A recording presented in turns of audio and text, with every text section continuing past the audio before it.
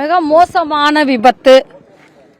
குழந்தைகள், அதுவும் பச்சிளம் குழந்தைகள் இன்றைக்கு இந்த விபத்துல தங்கள் உயிரை இழந்திருக்கிறார்கள். அதை உயிரை இழந்திருக்கிறாங்கிறத விட இந்த கேட்ட பாதுகாப்பாளராக இருக்கக்கூடிய பாதுகாவலர் தூங்கி இருக்கிறாரு, தண்ணி அடிச்சுட்டு தூங்கி இருக்கிறாரு. இவரை நியமிச்ச நான் இவங்களை மட்டும் சஸ்பெண்ட் பண்ணிட்டேன்னு கதை சொல்லிட்டு இருக்கிறீங்க. இந்த சஸ்பெண்ட் பண்றதெல்லாம் போதாது. இவங்களை நியமிச்சிருக்கவங்க, இவங்களை எப்படி வேலை செய்யணும்னு சரி பார்க்கிற அதிகாரிகள் இருக்காங்கல்ல, இந்த அதிகாரிகள் இதற்கு பொறுப்பேற்கணும். அவர்கள் தண்டனை அனுப்பிக்கணும். அப்பதான் இதுக்கான நியாயம் கிடைக்கும்னு நம்ம யோசிக்க வேண்டியிருக்கு. அடுத்து இன்னைக்கு குழந்தைகளை காப்பாற்ற வந்தவர் முதற்கொண்டு இன்னைக்கு ஆபத்துல உயிருக்கு போராட நிலையில இருந்துட்டு இருக்காங்க. இந்த கிராமத்தை சேர்ந்தவர், பாட்டாளி மக்கள் கட்சியை சேர்ந்தவர், இந்த குழந்தைகளை காப்பாற்ற வந்தவர் மின்சாரம் தாக்கி அவர் உயிருக்கு போராடிக்கிட்டு இருக்கிறாரு. எவ்வளவு மோசமான விபத்து. இந்த விபத்துக்கு இப்ப ஊடகங்கள்ட்ட ரயில்வே துறையில இருந்து ஒரு காரணம் சொல்றாங்க. இல்லங்க, பேருந்து டிரைவர் தான் சமாதானம் சொல்லி கேட்ட திறந்து விட சொன்னாருன்னு. அவன் தூங்கிட்டு இருந்தாங்கன்னு அவ்வளவு பேரும் சொல்றாங்க. இது வரைக்கும் பல முறை இங்க அலட்சிய போக்கு நடந்திருக்கிறது. அரசாங்கம் இதை உடனடியாக கவனத்தில் எடுக்க வேண்டும்.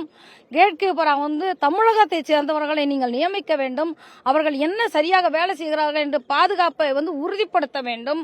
இன்னைக்கு இது பெரிய மிக மோசமான முன்னுதாரணம். தமிழகத்தில் இந்த ரயில்வே கேட் எவ்வளவு பாதுகாப்பற்றதாக இருக்கிறது என்பதற்கு உடனடியாக இதற்கு தொடர்புடைய அதிகாரிகளை, வெறும் கேட் கீப்பரை நீங்க சஸ்பெண்ட் பண்றதெல்லாம் பத்தாது. அப்புறம் நாளைக்கு எவனுக்குமே இது கருத்த பயம் வராது. இந்த சாராயத்தை கொடுத்து எல்லாவனையும் தூங்க வச்சு வேலையை கெடுக்க வச்சு இன்னைக்கு சாவு வரைக்கும் போயிட்டு இருக்குது. இதை உடனடியாக தமிழக அரசு இந்த டாஸ்மாகத்தையும் கொஞ்சம் யோசிக்கணும்.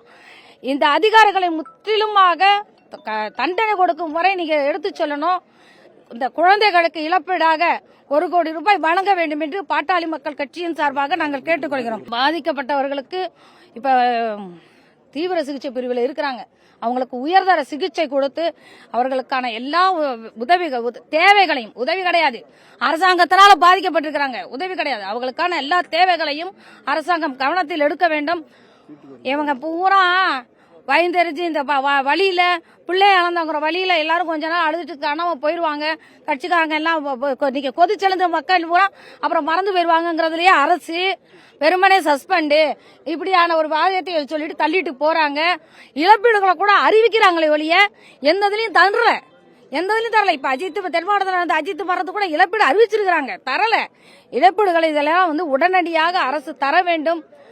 நீ இந்த மாதிரியான இது உயிரிழப்புள்ள கொலை, உங்க கவன குறைபாடுனால நடக்கப்பட்டிருக்குன்னா இது கொலை. இந்த கொலை நடந்திருக்கிறது. இதற்கான சம்பந்தப்பட்டவர்களுக்கு தண்டனை வழங்க வேண்டும் என்று பாட்டாளி மக்கள் கட்சியின் சார்பில் கேட்டுக்கொள்கின்றேன். இதற்கு கடுமையான கண்டனத்தை நாங்கள் தெரிவித்துக் கொள்கின்றோம்.